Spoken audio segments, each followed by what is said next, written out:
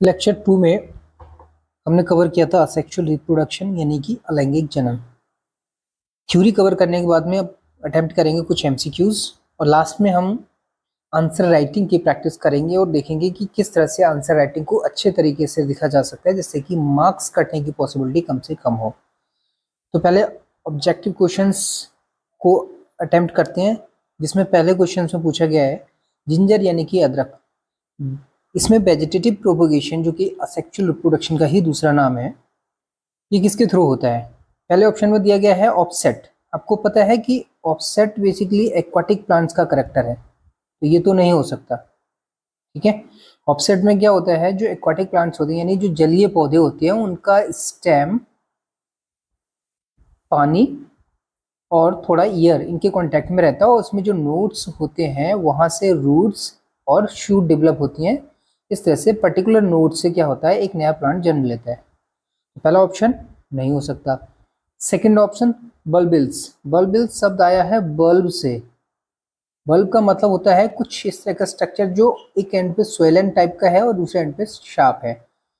और इस तरह का स्ट्रक्चर आपको या तो गार्लिक यानी कि लहसुन में देखने को मिलता है या फिर अनियन में। ठीक है, समझ में आ रही है बात? तो बल्बिल्स का जो मोड ऑफ रिप्रोडक्शन है वो किस में होगा? गार्लिक या एल है और अनियन में, तो सेकंड ऑप्शन भी नहीं होगा। पूछ क्या रहा है? जिंजर, क्योंकि ये तो क्लियरली है, विजिबल होता है कि जिंजर बल्बिल्स यानी बल्ब जैसी तो नहीं होती है दिखने में। थर्ड ऑप्शन में है रनर्स। रनर्स क्या होता है? बेसिकली जो ग्राउंड होता है उसके ऊपर स्टेम यानी किसी भी प्लांट का स्टेम जब इसके पैरेलली ग्रो करता है या थोड़ा या स्लाइटली मिट्टी में दबा रहता है और वहां से फिर नया पौधा जन्म लेता है by the development of roots and shoots, तो इसको बोलते हैं हम वेजिटेटिव प्रोपगेशन थ्रू रनर्स। और इसका एग्जाम्पल क्या है रनर्स का? स्ट्रॉबेरी सबने खाई होगी, नहीं खाई है तो नाम तो सुना ही होगा। स्ट्रॉबेरी में रनर्स के द्वारा होता है। और सबसे कॉमन एग्जाम्पल है ग्रासेस का या घास का, जिसमें दूब घास आपने सबने देखी होगी। ठीक है, तो तीसरा ऑप्शन रनर्स भी नहीं हो सकता। अब अच्छा चौथा राइजोम। राइजोम क्या होता है? बेसिकली जो लेवल होता है सरफेस लेवल, उसके नीचे मिट्टी में दबा हुआ जो स्टेम है, जो बेसिकली फूड के स्टोरेज के रूप में काम करता है, स्टोरेज ऑफ फूड, उसको बोलते हैं राइजोम। यानी कि देखो, रनर्स और राइजोम में बेसिक अंतर क्या हुआ कि runners commonly above the ground होते हैं, ठीक है, और राइजोम अंडर द ग्राउंड होते हैं, पहला। दूसरा है कि राइजोम एज अ स्टोरेज का भी काम करते हैं, जबकि जो रनर्स हैं वो सिर्फ वेजिटेटिव प्रोपोगेशन में ही रोल प्ले करते हैं, स्टोरेज का काम नहीं करते कॉमनली। क्लियर? तो ये अंतर है आपका रनर्स में और राइजोम में, ये चीजें क्लियर होना बहुत जरूरी है। अब जिंजर यानी कि अदरक का जब आप स्ट्रक्चर देखोगे तो अदरक में आपको साफ साफ दिख रहा होता है कि जो बर्ड्स होती हैं इनके पास से कुछ रूट लाइक स्ट्रक्चर, जिसको हम एडवेंचरस रूट्स कहते हैं, वो निकलती है और वहीं से जो बर्ड्स हैं ये आगे जाके शूट में यानी कि लीव्स में कन्वर्ट हो जाती हैं। ठीक है, और ये क्या है अपने आप में, वो जमीन के ऊपर तो रहता नहीं है, अदरक नीचे से खोदी जाती है यानी कि अंडर द ग्राउंड है और मॉडिफाइड फॉर्म ऑफ स्टेम है। तो इसका आंसर क्या हो जाएगा? फोर्थ यानी कि राइजोम। ठीक है, सेकंड क्वेश्चन में पूछा है, देखो किसी भी क्वेश्चन को क्लियरली कंफर्म करने के लिए आपको चार के चारों ऑप्शंस अच्छे से पता होने चाहिए, वरना फिर उसमें संशय रह जाता है, कंफर्मेशन नहीं होता है। सेकंड क्वेश्चन में पूछा है which of the following pair is not correctly match. कई बार क्या होता है ना, जल्दी में ये गलतियां बहुत होती हैं कि करेक्टली मैच पे दिमाग फोकस कर जाता है, लेकिन यहाँ पे हमें अंडरलाइन कर देना है नॉट करेक्टली मैच पूछा है यानी कि गलत पूछा हुआ है। राइजोम अभी हमने बात की थी, अंडरग्राउंड स्टेम को कहते हैं जो एज ए स्टोरेज का काम करता है, ये बनाना में वेजिटेटिव प्रोपोगेशन या रिप्रोडक्शन करता है, बिल्कुल सही बात है। वाइनरी फिजन सैरगैसम, देखो सैरगैसम एक तरह का ब्राउन एल्गी है जो समुद्र में यानी कि मरीन में पाया जाता है, सी में, और इसके नाम पे एक सैरगैसो सी भी है, अगर आपको याद हो, सैरगैसो सी। अगर आप इसकी पिक्चर देखोगे तो कुछ इस तरह का होता है, ये हाथों में ले रखा है ना ये, ठीक है, तो इस तरह का होता है सैरगैसम। इसको देख के आपको लग रहा है कि इसमें बाइनरी फिजन होता होगा? कहीं से कहीं तक नहीं लग रहा है। एक एल्गी है तो इसमें बाइनरी फिजन तो नहीं होता है, ठीक है। हमसे पूछा क्या है? नॉट करेक्टली मैच पूछा है। इसका मतलब क्या है? ये गलत है और यही इसका आंसर हो जाएगा बी। फिर भी हम थर्ड और फोर्थ को समझेंगे कि उसमें क्या दिया गया है। कोनिडिया पेनिसिलियम में होता है, बिल्कुल सही बात है। तो एनसीईआरटी में साफ साफ दे रखा है कोनिडिया फॉर्मेशन होता है पेनिसिलियम में, इसको ज्यादा डिस्कस करने की जरूरत है नहीं। कोनिडिया क्या होते हैं? Basically spherical seed like structures होते हैं जो बॉडी के बाहर बनते हैं, ठीक है। फोर्थ में पूछा है ऑफसेट वाटर हायासिंथ, बिल्कुल सही बात है। अभी थोड़ी देर पहले हमने बात की थी कि जो ऑफसेट्स होते हैं एक तरह के स्टेम होते हैं, सब एरियल स्टेम, और ये जलीय पौधों के लक्षण होते हैं, ठीक है। तो वाटर हायासिंथ क्या है? एक जलीय पौधा है, तो बिल्कुल सही। तो इसका सेकंड वाले का आंसर क्या हो जाएगा? बाइनरी फिजन गलत है, सेरगेसम में बाइनरी फिजन नहीं होता। Clear? Which one of the following is correctly matched? अब यहाँ पे करेक्टली मैच पूछा है, ऑलरेडी इसको बोल्ड भी कर रखा है।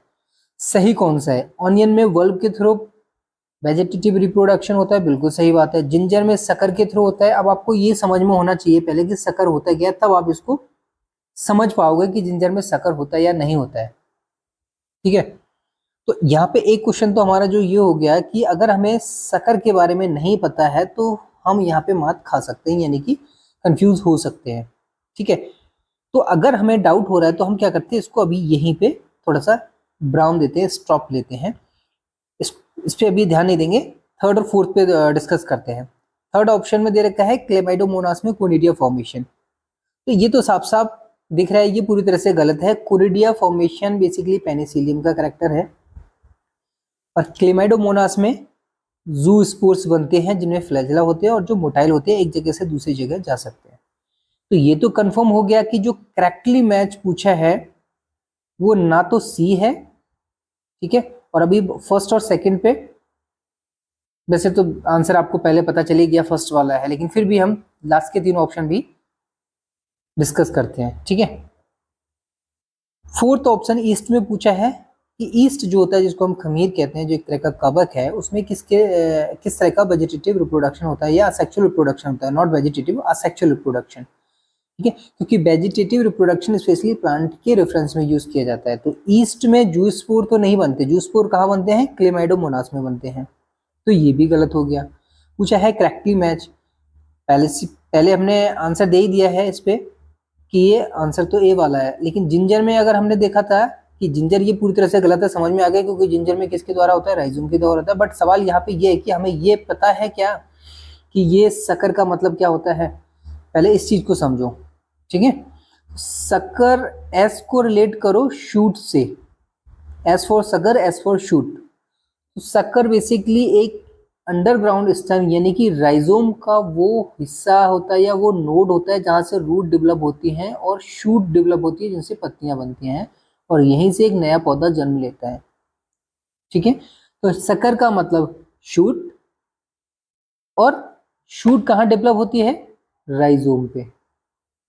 तो यहाँ पे दोनों चीजें क्लियर हो गई कि शक्कर होता क्या है और शक्कर राइजोम में क्या रिलेशन है, क्या डिफरेंस है। आगे बात समझ में।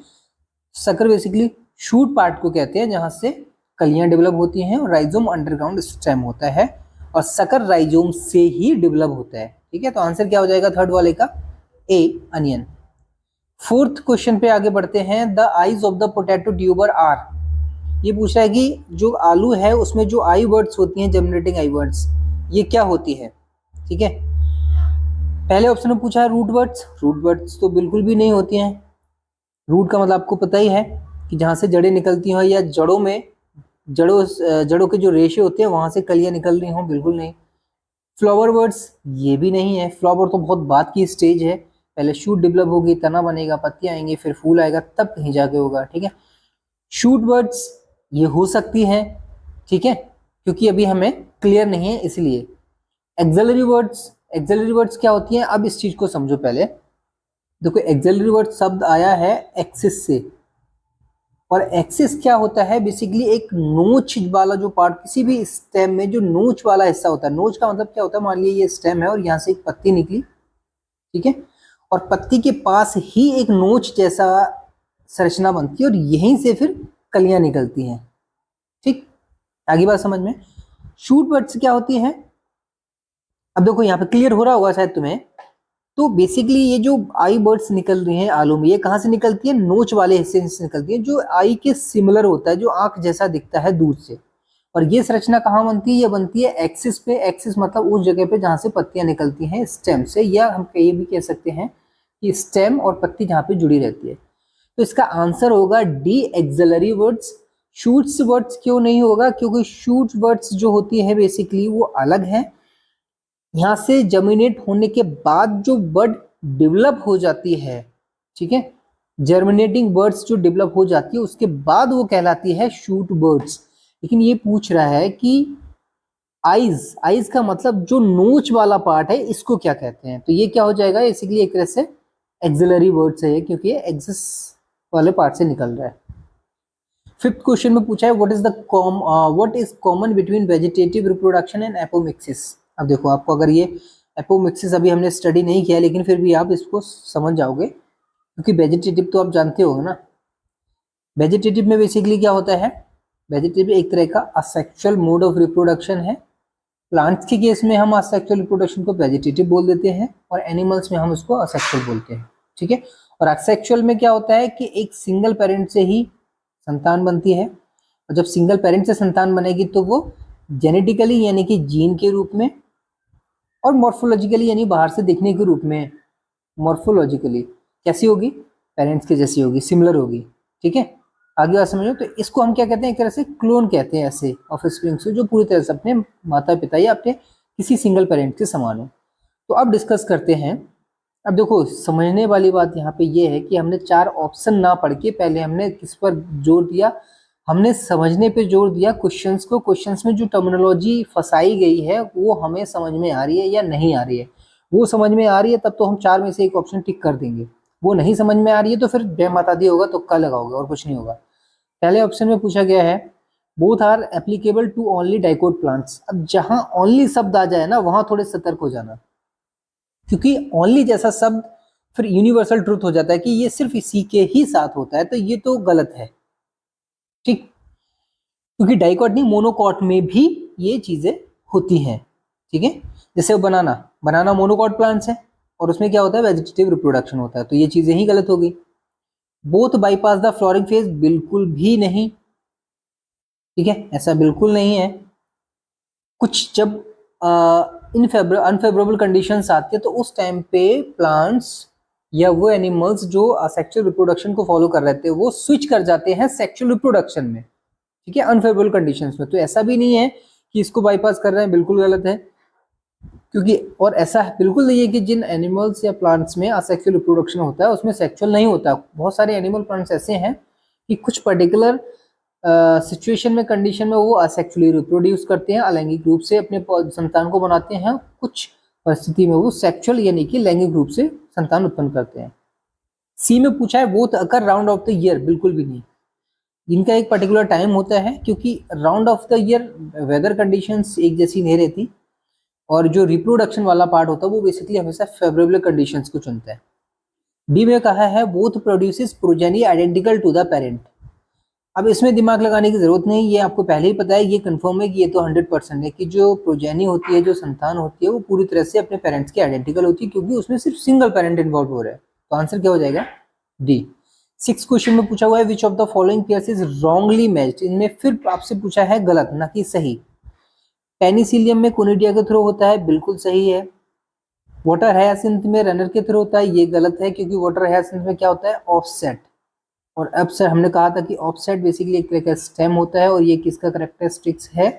जलीय पौधे या एक्वाटिक प्लांट्स का। तो आंसर तो हमें मिल गया बी, ठीक है, यही गलत है, और हमसे गलत ही पूछा जा रहा है। फिर भी आगे बढ़ते हैं। ब्रायोफाइलम में पूछा है लीव बर्ड्स के थ्रू रिप्रोडक्शन होता है, बिल्कुल सही बात है। आपके सामने ब्रायोफाइलम की लीव्स पड़ी हुई है, इसमें एडवेंचर्स बर्ड्स निकलती हैं नोचिस से, और वहीं से एक नया पौधा जन्म ले लेता है। अगेब बल्बिल्स, बिल्कुल सही बात है, अगेब का प्लांट्स भी आपके सामने है। ये मैंने कहा था ना, वॉल्व एक हिस्से पे चौड़ी, ये तो पूरी कई सारी बल्ब का पेयर है। अब इसमें कई सारे देखो, एक बल्ब ये है, ठीक है, एक बल्ब ये है, एक बल्ब ये है, ये कई सारी बल्ब है। हर एक बल्ब से एक नया पौधा बन सकता है, ठीक है। अगेब में बल्बिल्स के जरिए होता है, बिल्कुल सही बात है। तो बाकी के 3 ऑप्शन सही हैं बी को छोड़ के, तो आंसर क्या हो जाएगा इसका? बी हो जाएगा। नेक्स्ट क्वेश्चन की मैं पहुंचते हैं अब। Vegetative propagation in mint occurs by. Mint क्या होता है बेसिकली, एक तरह का आपने देखा होगा, मिंट एक तरह से पुदीना की वैरायटी होती है। और मिंट क्योंकि टेरेस्ट्रियल है तो ऑफसेट तो नहीं होगा, यानी कि सॉइल में होता है, पानी में तो बहुत ज़्यादा नहीं होता है, मतलब पानी चाहिए होता है बट पानी में होता नहीं है, ठीक है। तो ऑफसेट तो गलत हो जाएगा क्योंकि ऑफसेट होता है जलीय पौधों में। राइजोम, राइजोम होता है अंडरग्राउंड, ठीक है, समझना अच्छी तरह से। राइजोम क्या होता है, अंडरग्राउंड होता है, हो सकता है। सी में पूछा है सकर, सकर के थ्रू, सकर भी हो सकता है। सकर क्या है बेसिकली, अंडरग्राउंड स्टेम के जो नोड वाले पार्ट होते हैं वहां से रूट और शूट डेवलप होती है, फिर एक नया पौधा बनता है, तो ये भी हो सकता है। तो हमारा डाउट अभी क्या है, बी और सी में है, रहने दो, आगे बढ़ो, ठीक है। दूसरा अगला पूछा है इन्होंने रनर्स के द्वारा। तो रनर्स बेसिकली क्या होता है ना, अबव द ग्राउंड स्टेम होते हैं। तो अबव द ग्राउंड तो नहीं होता है, क्योंकि अगर आपने कभी ध्यान से देखा हो कि जो पेपरमिंट की खेती करते हैं वो जब इसको रोपते हैं या इसकी पौध लगाते हैं तो वो मिट्टी के नीचे दबाते हैं, किसको, स्टेम को। और हमसे क्या पूछा जा रहा है, vegetative propagation in mint occurs by. तो बेसिकली जब स्टेम को अंदर दबा दिया तो वो क्या हो गया, राइजोम हो गया। बट ये फूड को स्टोर नहीं कर रहा है, ये सिर्फ प्रोपोगेशन का काम कर रहा है यहाँ पे। और प्रोपोगेशन किस पॉइंट से हो रहा है राइजोम के, वो हो रहा है सकर से, ठीक है। तो आंसर हो जाएगा इसका सी। आपको यहाँ पे मेरे हिसाब से दो में कंफ्यूजन होना चाहिए, सी और बी में। बाकी ए और डी तो साफ साफ निकल गए हैं। राइजोम से हो सकता है, डाउट हो सकता है, बट आपको ध्यान ये रखना है कि राइजोम का भी एक पर्टिकुलर पार्ट होता है जहां से नया पौधा बनता है, वो होता है नोड, ठीक है, जहां से शूट डेवलप होती है, और इसी पार्ट को हम कहते हैं सकर। तो आंसर क्या हो जाएगा, सी। एट्थ क्वेश्चन में क्या पूछा है, एट्थ क्वेश्चन में पूछा हुआ है in which one pair both the plants can be vegetatively propagated, agave and kalanchoe. अब देखो अगेब का प्लांट आपने देखा है, ये अगेब है। कैलेंचुई क्या होता है, कैलेंचुई ये वाला है, ठीक है। तो अगेब और दोनों देख लिए, आगे बढ़ते हैं। क्या क्या पूछ क्या रहा है, विच फिर both the plants can vegetably propagated by leaf pieces. सब देखो हर एक क्वेश्चन में एक कीवर्ड होता है। पूछ रहा है कि कौन सा ऐसा पेयर है जिस दोनों पौधों में लीफ के द्वारा वेजिटेटिव प्रोपगेशन होता है, यानी कि नया पौधा बनता है। अगेब में क्या बनता है, नहीं, अगेब में किसके द्वारा होता था, बल्बिल्स के द्वारा, ठीक है। पत्ती के द्वारा तो बात अलग है कि बल्बिल्स भी अपने आप में मॉडिफाइड फॉर्म ऑफ लीव्स है, but that is not exactly leave. तो एक आंसर ये वाला तो गलत हो गया, ए वाला। सेकंड में पूछा है ब्रायोफाइलम एंड कैलेंचोई। कैलेंचोई प्लांट्स मैंने आपको सामने दिखा रखा है, और आपने क्लियरली देख भी लिया होगा कि इसकी पत्तियों से कितनी सारी बर्ड्स निकलनी है किनारे से। ये सारे के सारे नए पौधे हैं, किसी एक कली को तोड़ के अगर आप मिट्टी में रोप दोगे ना तो हर एक कली से नया पौधा तैयार हो जाएगा। इसका मतलब आंसर बी तो सही है। और ब्रायोफाइलम तो एनसीईआरटी में पहले ही पढ़ चुके हैं कि पत्तियों को द्वारा होता ही है, उसकी पत्ती भी सामने आपके दिख रही होगी, ये ब्रायोफाइलम है। इसके यहाँ से क्या होता है, जैसे इसको सॉइल से नमी और मिनरल्स मिलते हैं तो यहाँ से एक नई कली डेवलप हो जाती है। फिर भी अगले ऑप्शन में क्या पूछा है हमसे देख लेते हैं। सी में पूछा गया है, तो आंसर तो हो गया इसका बी। सी में क्या है पूछा है इसने, एस्पैरेगन्स और ब्रायोफाइलम। तो ब्रायोफाइलम तो सही है बट एस्पेरेगन्स नहीं है। एस्पेरेगन्स पौधा कौन सा होता है, ये वाला आपने देखा होगा घरों में ऑर्नामेंटल प्लांट्स होता है, जिसकी क्या कह सकते हैं, एक तो फॉक्सटेल जैसे इसकी मतलब स्ट्रक्चर होता है, दिखने में खूबसूरत होता है, सुंदर होता है, तो उसको देख के लग रहा है कि इसकी पत्ती से पॉसिबिलिटी है। अब देखने में इतना अंदाजा लगाने की जरूरत नहीं है, क्लियर कट है, इसके स्टेम से वेजिटेटिव प्रोपगेशन होता है, बर्ड्स निकलती है, नॉट लीव्स, ठीक है। तो ये गलत हो गया। फोर्थ में पूछा है क्राइसैंथेमम और अगेब। तो यहाँ पे अगेन अगेब आ गया, तो ये तो अपने आप ही गलत हो गया। अगेब में क्या होता है, बल्बिल्स होती है, ठीक है। तो आंसर क्या हो जाएगा, बी। क्राइसैंथेमम कौन सा पौधा होता है वो भी देख लो अच्छी तरह से। क्राइसैंथेमम ये प्लांट है, सामने आपको दिख रहा है, ठीक है। इसमें पत्तियों के द्वारा नहीं होता है, इसमें कैसे होगा, सीड के द्वारा या फिर स्टेम कटिंग के द्वारा, ठीक है। आगे बढ़ते हैं। तो अगले नेक्स्ट क्वेश्चन में पूछा हुआ है what is true for cleavage. अब ये क्वेश्चन हमने स्टडी नहीं किया है, कवर नहीं हुआ है, लेकिन फिर भी क्लीवेज हमें पता है। क्लीवेज का मतलब होता है टूटना एक तरह से, ठीक है, अलग अलग होना। तो क्लीवेज में क्या होता है बेसिकली, आपने देखा होगा एक थोड़ा बहुत अगर आपने स्टडी की है, तो जो एम्ब्रियो होता है, ह्यूमन एम्ब्रियो, पहले सिंगल सेल होता है। सिंगल सेल से फिर 2 बनती हैं, 2 से 4 बनती हैं, 4 से 8, इस तरह से वो बढ़ती जाती हैं और फिर वहाँ पे क्या होता है, ये सारी की सारी सेल अपने आप में एक ग्रुप के रूप में अलग होती जाती हैं। ठीक है, तो यहाँ पे क्या हो रहा है, size of embryo increases, what is true पूछ रहा है। ठीक है, सही क्या है, एम्ब्रियो का साइज इंक्रीज होता है, पहला ऑप्शन। दूसरे ऑप्शन में क्या पूछ रहा है, size of cell decreases, size of cell increases, size of embryo decreases. देखो, क्लीवेज से साइज ऑफ एम्ब्रियो डिक्रीज तो नहीं होता है, बढ़ता है। तो जो सबसे पहले 100% सही है या गलत है, पहले उसको पकड़ो। तरीका ये होता है, आपको कंफर्म है कि भैया एम्ब्रियो का साइज डिक्रीज तो नहीं होता है, ये बढ़ता है, तो ये तो नहीं होगा। हमसे पूछा जा रहा है ट्रू, हमें सही बताना है। साइज ऑफ एम्ब्रियो इंक्रीजेज, बिल्कुल सही बात है, हो सकता है, लेकिन फिर भी हमें बाकी ऑप्शन भी कंपेयर करने पड़ेंगे। बी ऑप्शन में पूछा size of cell decreases, size of cell decreases.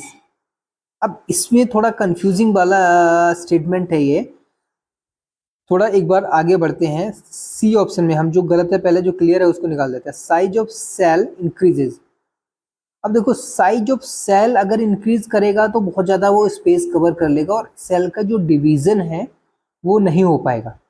ठीक है, तो ये वाला सी वाला तो नहीं होगा, क्योंकि नंबर ऑफ सेल्स बढ़ रहे हैं तो सेल का साइज तो नहीं बढ़ना चाहिए, क्योंकि अगर सेल का साइज बढ़ के एक स्पेस को ऑक्यूपाई कर लेगा तो डिवीजन के फलस्वरूप जो नई सेल्स बनेंगी वो कहाँ रहेंगी, तो ये तो नहीं होगा।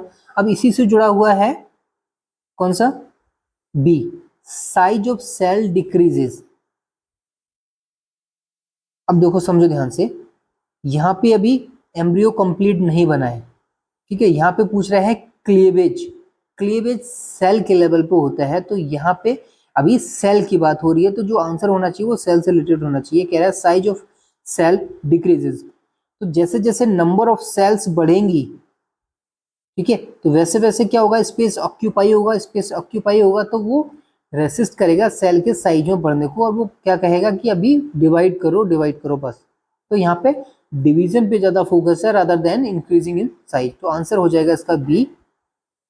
साइज ऑफ एम्ब्रियो इंक्रीजेज, ये थोड़ा कंफ्यूज कर सकता है आपको, बट आपको यहाँ से देखना ये है कि ठीक है, एम्ब्रियो का मतलब बेसिकली क्या होता है, जब पर्टिकुलरली टिश्यू और ऑर्गन्स बनना स्टार्ट हो जाए। ये तो अभी मतलब गैस्ट्रोला या ब्लास्टोला की स्टेजेस हैं। ठीक है, इसके बाद कहीं जाके ऑर्गन जब बनने स्टार्ट, टिश्यू बनने स्टार्ट होता है, तब एम्ब्रियो का शेप लिया जाता है। तो आंसर क्या हो जाएगा, बी। 10th क्वेश्चन में पूछा हुआ है, during regeneration modification of an organ to other organ is known as. देखो रीजनरेशन साफ साफ बोल रहा है कि वो हमें रीजनरेशन से रिलेटेड आंसर को टिक करना है। ठीक, कह रहा है modification of an organ to other organ is known as, मतलब एक ऑर्गन से जब दूसरा ऑर्गन बनता है तो उसको हम क्या कहते हैं। अब इसके लिए हमें बहुत जरूरी है कि इन चारों के बारे में बेसिक कॉन्सेप्ट पता हो। तो पहले बेसिक कॉन्सेप्ट को क्लियर कर लेते हैं। मॉर्फोजेनेसिस क्या होती है, एपिमॉर्फोसिस क्या होती है, मॉर्फल एक्सिस क्या होती है, एक्सनरी ग्रोथ क्या होती है, उसके बाद आंसर पे ध्यान देंगे। ठीक है, तो पहले इसको ऐसे समझो। देखो, मॉर्फोजेनेसिस बहुत सिंपल सा कॉन्सेप्ट है, आपके सामने दिख रहा है कि जिस तरह से एक सिंगल सेल जाइगोट से ब्लास्टोसिस्ट बनता है, उसके बाद फिर एम्ब्रियो बनता है, देन बेबी, देन एडल्ट। तो ये जो पूरी प्रोसेस, डेवलपमेंट की पूरी प्रोसेस है, इसको बोलते हैं मॉर्फोजेनेसिस। आ रही बात समझ में, जिसमें सेल डिवाइड भी हो रही है, कुछ सेल माइग्रेट भी हो रही है इधर उधर, और कुछ सेल की डेथ भी हो रही है। तो जो मॉर्फोजेनेसिस की प्रोसेस है, इसमें क्या होता है कि पर्टिकुलर टिश्यू क्या करता है, एक शेप का आकार लेता है, क्योंकि यहाँ पे देखो जो टिश्यू है वो एक एम्ब्रियो, फिर बेबी और एक एडल्ट का शेप ले रहे हैं। क्लियर, मैकेनिज्म क्या है, सेल ग्रोथ हो रही है, बिल्कुल सही बात है, सेल माइग्रेट भी कर रही है एक जगह से दूसरी जगह, तभी शेप ले रहा है, बिल्कुल सही बात है। और साथ में प्रोग्राम सेल डेथ, मतलब किस सेल की डेथ होगी और कौन सी सेल बचेगी, इस प्रोसेस को कहते हैं एपोप्टोसिस, ये भी हो रही है। ठीक है, ये इसके कैरेक्टरिस्टिक्स हैं किसके, मॉर्फोजेनेसिस के। तो जो क्वेश्चन में पूछा था कि एक ऑर्गन से दूसरा ऑर्गन बनता है, तो एक ऑर्गन से नहीं, यहाँ तो कंप्लीटली एक टिश्यू पूरे शेप में माइग्रेट कर रहा है, तो ये तो आंसर नहीं होगा, मॉर्फोजेनेसिस तो नहीं होगा। और क्योंकि ये देखो क्या है, ये एक तरह की डेवलपमेंटल प्रोसेस है, इसको भी समझो, डेवलपमेंटल प्रोसेस। और वो क्या कह रहा था, वो कह रहा है रीजनरेशन। तो जहां रीजनरेशन का रिलेशन बैठेगा वहां से आंसर का हमें क्लू मिलेगा। एपीमॉर्फोसिस क्या होती है, तो इसको अगर आप ब्रेक करोगे तो एक शब्द आ रहा है एपी, और मॉर्फोसिस मतलब मॉर्फोलॉजिकल, यानी कि जो बाहरी कैरेक्टर है, जो बाहर से दिख जाता है। ठीक है, कोई भी ऑर्गेनिज्म जो आपको बाहर से दिखता है शेप में, वो उसकी मॉर्फोसिस या मॉर्फोलॉजी होती है। इसका मतलब है कि सतही रूप पे जो काम हो रहा है वो एपीमॉर्फोसिस से रिलेटेड होगा। इससे इतना तो समझ में आ गया। तो ये एक तरह का रीजनरेशन की प्रोसेस होती है।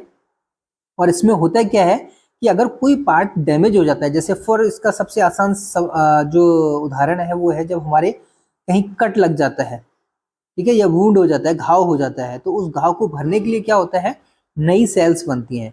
ठीक है, और घाव किसके द्वारा रिप्लेस होता है, न्यूली फॉर्म जो अनडिफरेंशिएटेड सेल्स होती हैं, ठीक है, जिनको एक नाम दिया जाता है ब्लास्टेमा, वो उस जगह को फिल करती हैं। तो मतलब एक तरह से हीलिंग का काम करती है। तो एपीमॉर्फोसिस का मतलब क्या होता है, एक तरह से हीलिंग थ्रू रीजनरेशन। समझो ध्यान से, ठीक है, हीलिंग थ्रू रीजनरेशन। वहां पे क्या कर रहा था क्वेश्चन में, ऑर्गन टू ऑर्गन शिफ्ट हो रहा है क्या, समझो फिर से देखो, मैं फिर से आपको दे रहा हूँ, क्वेश्चन दिखा रहा हूँ। During regeneration modification of an organ to other organ is known as. फिर से समझो, ऑर्गन से ऑर्गन का मॉडिफिकेशन हो रहा है, जबकि एपीमॉर्फोसिस में क्या हो रहा है, रीजनरेशन के थ्रू हीलिंग हो रहा है। तो ये तो नहीं होगा, क्लियर। फिर भी हम समझ लेते हैं इसकी मैकेनिज्म क्या है, कि जो सेल्स होती हैं इंजर्ड एरिया की, वो बेसिकली क्या होती हैं, बार बार डी डिफ्रेंशिएट यानी कि अलग हो जाती हैं, अलग होती रहती हैं, बनती रहती हैं यानी कि बढ़ती रहती हैं, प्रोलिफरेट होती रहती हैं, और फिर एक तरह से रीडिफरेंशिएट यानी फिर अलग होती हैं, मतलब एक टिश्यू से दूसरी, दूसरी से तीसरी, और इस तरह से एक नया स्ट्रक्चर बनाती हैं जो बूंद या फिर घाव को पूरी तरह से भर देता है। बहुत बेस्ट एग्जाम्पल है इसका, आपने देखा होगा कि छिपकली की पूंछ जो होती है वो जब कट जाती है तो वहां पे क्या होता है, नई सेल्स बनाकर धीरे धीरे बनती है और वो एक नई पूंछ बना देती हैं। अब इसमें बड़ा इंटरेस्टिंग फिनोमेना ये है कि एपीमॉर्फोसिस और मॉर्फोलेक्सिस दोनों कुछ ना कुछ हद तक सिमिलरिटी रखते हैं, क्योंकि दोनों का काम होता है रीजनरेशन का। अब ये बहुत क्लोज टर्म है तो इसको समझना बहुत जरूरी है। इस डायग्राम से बड़ी आसानी से आपको क्लियर हो जाएगा। देखो, ये डायग्राम बता रहा है कि इसमें एपीमॉर्फोसिस हो रही है, और जो इसके साथ में डायग्राम वो बता रहा है कि मॉर्फोलेक्सिस हो रही है। दोनों में अंतर क्या है, मान लो कोई ऑर्गेनिज्म है, इसको हमने यहाँ से कट कर दिया, तो इसका जो कट करने के बाद में ऊपरी जो हिस्सा है, यहाँ से देखो ये व्हाइट वाला पोर्शन है और ये नीचे ब्राउन वाला है। तो व्हाइट पोर्शन बता रहा है कि यहाँ पे न्यू सेल फॉर्म हो रही है। क्लियर, बात आ गई समझ में। और न्यू सेल फॉर्म होने के बाद में फिर ये क्या कर रही हैं, एक ऑर्गन को जनरेट कर रही हैं या रीजनरेट कर रही हैं। बट अगर वहीं मॉर्फोलेक्सिस में आप देखोगे कि अगर किसी ऑर्गेनिज्म को आप बीच से काट देते हो, तो जो कटा हुआ हिस्सा है, कोई नई सेल्स नहीं बन रही है, बस ये क्या कर रहा है कि पहले से इसके पास में जो सेल्स हैं, कोशिकाएं हैं, वो उसी को एक ऑर्गेनिज्म के शेप के रूप में ढाल दे रहा है। मतलब जो ऑर्गन पहले से है उसी से नया ऑर्गन बन रहा है, इसके द्वारा रीशेपिंग हो रही है इसकी। ठीक है, तो ये होगी मॉर्फोलेक्सिस। मतलब यहाँ पे न्यू सेल्स फॉर्म नहीं हो रही है, नो न्यू सेल। क्लियर, तो ये एक की डिफरेंस है किसमें, एपीमॉर्फोसिस में और मॉर्फोलेक्सिस में। ये बात अच्छे से समझ लो। तो अब मॉर्फोलेक्सिस समझाने की जरूरत तो नहीं है, समझ में आ गया। एपीमॉर्फोसिस और मॉर्फोलेक्सिस दोनों रीजनरेशन की प्रोसेस है, बट डिफरेंस क्या है, एक में नई सेल बन रही है तब ऑर्गन बन रहा है, दूसरे में जो पहले से सेल है वही रीऑर्गेनाइज होकर रीशेप होकर एक नया ऑर्गन बना देती है। तो जो क्वेश्चन हमसे पूछा गया था उसका आंसर क्या हो जाएगा, आप समझ गए होंगे। उसका आंसर तो हमें मिल गया कि आंसर क्या है, सी मॉर्फोलेक्सिस। फिर भी एक टर्म बचा है, एक्रेशनरी ग्रोथ। इसको समझते हैं, एक्रेशनरी ग्रोथ क्या होती है। एक्रेशनरी ग्रोथ में क्या होता है, देखो यहाँ पे एक डायग्राम दिया हुआ है, इस डायग्राम से आपको समझ में आ रहा होगा, एक सेल से दो सेल, दो से चार, चार आगे ऐसे मल्टीप्लिकेशन चलता है। ठीक है, आगे चल के ये दो बना देगी इस तरह से। बट इनमें देखो, ये सेल एनलार्जमेंट हो रहा है और ये ग्रोथ बाई एक्रेशन कह रहा है। तो एक्रेशन के जरिए जो ग्रोथ हो रही है उसमें आपको क्या दिख रहा है, दो सेल बनी, सेल का साइज वही है, बट इनके बाहर का जो एनवायरनमेंट है वो बड़ा हो रहा है। और सेल के बाहर का जो एनवायरनमेंट होता है उसको हम क्या बोलते हैं, ECF, यानी कि एक्स्ट्रा सेलुलर फ्लूइड। तो यहाँ पे बेसिकली क्या कर रही है, एक्सटर्नरी ग्रोथ जो होती है उसमें सेल अपने द्वारा एक फ्लूइड सीक्रेट करती है और अपने आसपास को जो ECF होता है इसका वॉल्यूम बढ़ाती है। तो ये पूरा जो आकार बढ़ा हुआ दिख रहा है आपको, ये किसका है, ECF का है। तो बेसिकली यहाँ में सेल का साइज इंक्रीज नहीं हो रहा है, ये सेल का एक्स्ट्रा सेलुलर फ्लूइड इंक्रीज हो रहा है। तो इस तरह से सेल की जो ग्रोथ होती है उसको बोलते हैं एक्सट्रेनरी ग्रोथ। एक्रेशनरी ग्रोथ समझ में आ गया, ठीक है। मर्फिल एक्सिस को हम पहले ही समझ चुके हैं, इसका एग्जांपल भी है बडिंग इन हाइड्रा। एक्रेशनरी के एग्जांपल क्या होंगे, देखो यहाँ बताया गया कि ऐसी ग्रोथ जिसमें एक्स्ट्रा सेलुलर मैट्रिक्स बढ़े या इंक्रीज हो उसको हम बोल देते हैं एक्रेशनरी ग्रोथ। मैकेनिज्म क्या होती है कि सेल यहाँ पे ECF या एक्स्ट्रा सेलुलर फ्लूइड सीक्रेट करती है जिससे कि उसका साइज बढ़ता है और उसका जो सराउंडिंग मटेरियल है वो वॉल्यूम में बढ़ जाता है। एग्जाम्पल क्या है इसका, बोन और कार्टिलेज, ठीक है। चारों टर्म हमने अच्छे से क्लियर कर लिए हैं और अपने दोबारा लौटते हैं अपने क्वेश्चंस पर। आंसर हमने फाइंड आउट कर लिया है C। 11th क्वेश्चन में पूछा गया है a population of genetically identical. ये देखो वैसे ये 9, 10, 11, 12 नहीं 9, 10, 11 तीनों क्वेश्चंस नए हैं लेकिन अगर आ गए हैं बीच में तो इसको कवर कर ही लेते हैं। 11th क्वेश्चन में पूछा है a population genetically identical individuals obtained from a asexual reproduction is called। ये साफ साफ कह रहा है कि ऐसी पॉपुलेशन जो जेनेटिकली आइडेंटिकल है, मतलब सबका जीन सेम है और जो असेक्सुअल रिप्रोडक्शन से ही बनी है उनको हम क्या कहेंगे। तब ये तो आपको सोचने की जरूरत तो नहीं होनी चाहिए क्योंकि ये साफ है कि असेक्सुअल रिप्रोडक्शन में अगर कोई जेनेटिकली आइडेंटिकल है तो उसको हम क्या कहते हैं, क्लोन कहते हैं। इसका आंसर तो हमें मिल गया। बट यहाँ पे ये सवाल उठना भी चाहिए, ये सवाल भी उठना चाहिए आपके दिमाग में कि कैलस क्या होता है, डीम क्या होता है, एग्रीगेट क्या होता है, ठीक है। कैलस सुना होगा सबने। कैलस बेसिकली क्या होता है, एक तरह का हम कह सकते हैं एक्टिव डिवाइडिंग सेल्स का एक ग्रुप होता है जो नए प्लांट को जन्म देता है, प्लांट के केस में। लेकिन अगर एनिमल्स के केस में बात करें तो कैलस बड़ी आसानी से समझ में आएगा। ये हाथ देखिए, आपको दिख रहे हैं यहाँ इस तरह से, अगर जो लोग नंगे पैर चलते हैं उनके यहाँ ऐसी संरचना बन जाती है, या जो बहुत ज़्यादा कराटे या कुंफू वाले हैं, मार्शल आर्टिस्ट हैं, उनके देखा होगा आपने, उनके जो क्या कहते हैं उसको, ऊपर हाथ के ऊपर क्या होता है, ये इस तरह से संरचनाएं बन जाती हैं। तो ये अपने आप में कैलस है।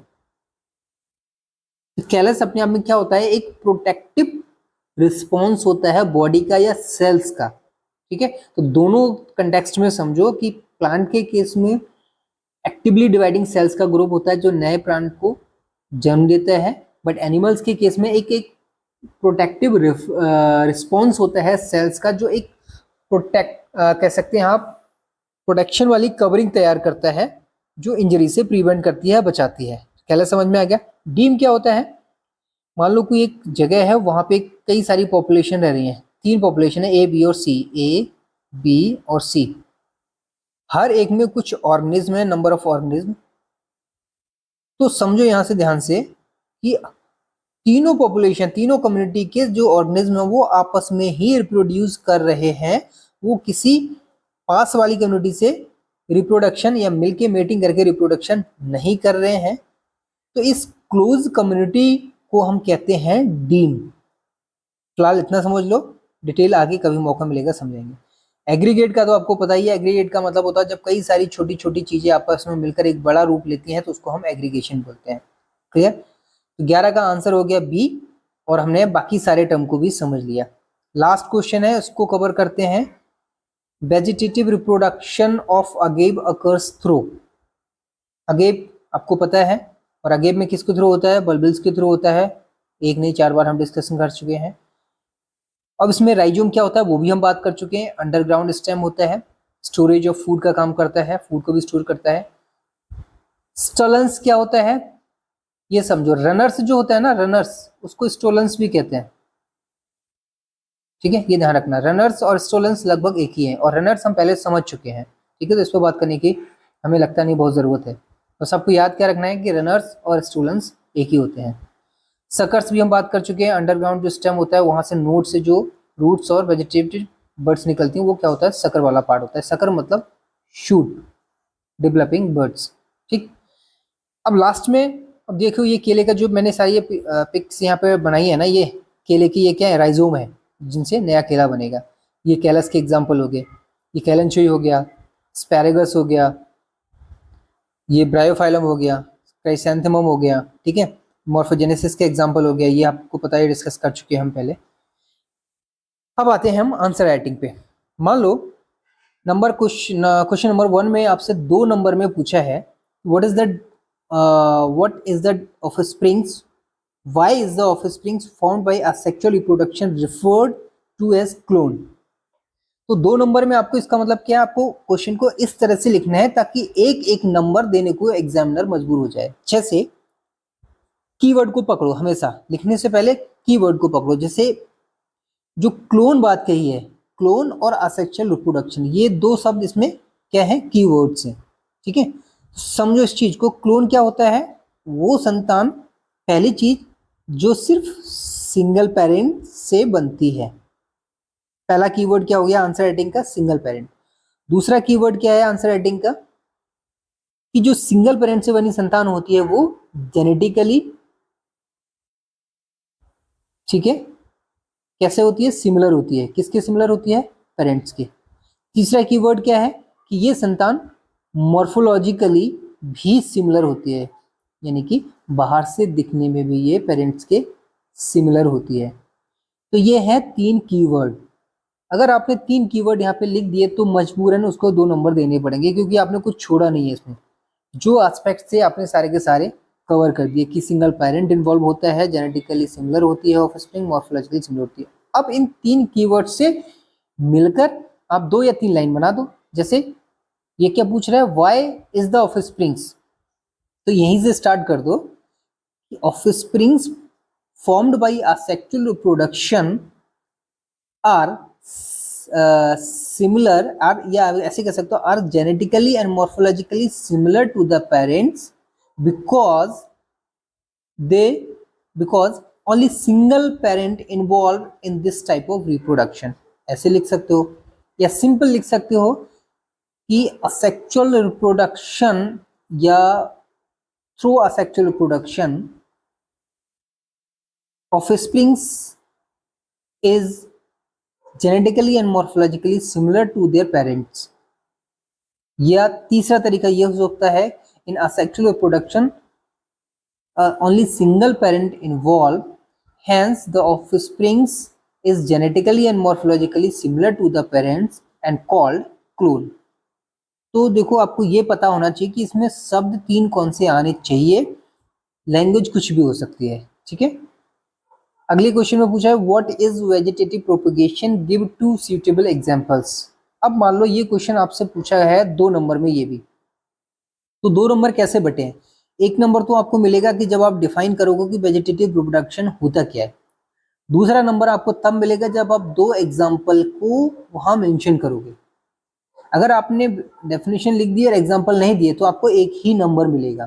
तो हमेशा ध्यान से समझो इस चीज को, कोई भी क्वेश्चन जब आप लिखते हो, ठीक है, तो उसमें ये ध्यान रहना चाहिए कि नंबर का भी अपने आप में डिवीजन होता है। तो आपने पहले पॉइंट में आप क्या लिख दोगे, वेजिटेटिव रिप्रोडक्शन को डिफाइन कर दोगे कि vegetative reproduction is a mode of asexual reproduction in plants where offsprings develop by the single parent through different types of modes. उसमें आप कई सारे एग्जांपल दे सकते हो, जो आपको जिंजर का, गार्लिक का, बोल्स का, ब्रायोफाइलम का 10 एग्जांपल आपको बता दिए, कोई भी 2 आपको याद रह जाए। ठीक है, ये लिख दिया। फॉर एग्जांपल सेकंड पार्ट हो जाएगा इसका। फॉर एग्जांपल अब जिंजर के एग्जांपल दे दो। जिंजर प्रोड्यूस्ड बाय राइजोम, ठीक है। Bryophyllum produced by leaves, garlic produced by bulbils, onion produced by bulbils, ठीक है। बनाना प्रोड्यूस्ड बाय राइजोम। अगर आपसे 2 पूछे हैं तो आप 2 एग्जांपल दो, सटीक बढ़िया एग्जांपल दो, से ज्यादा दे सकते हो, कम नहीं देने। तो आपको 1 नंबर डेफिनेशन में मिल जाएगा, 1 नंबर आपको कहाँ मिल जाएगा, एग्जाम्पल में। तो इस तरह से क्या होता है, नंबर नहीं कटेंगे, ठीक है। और यहाँ पे डायग्राम देने की जरूरत नहीं है, क्योंकि डायग्राम की जहाँ जरूरत था वहीं दो, तो डायग्राम ज्यादा सजाने के चक्कर में फिर आपके बाकी क्वेश्चन छूटेंगे तो नंबर कटेंगे। तो ये था एमसीक्यू का एमसीक्यू और शॉर्ट आंसर राइटिंग का पार्ट लेक्चर 2 का। अब मुलाकात होगी लेक्चर 3 में।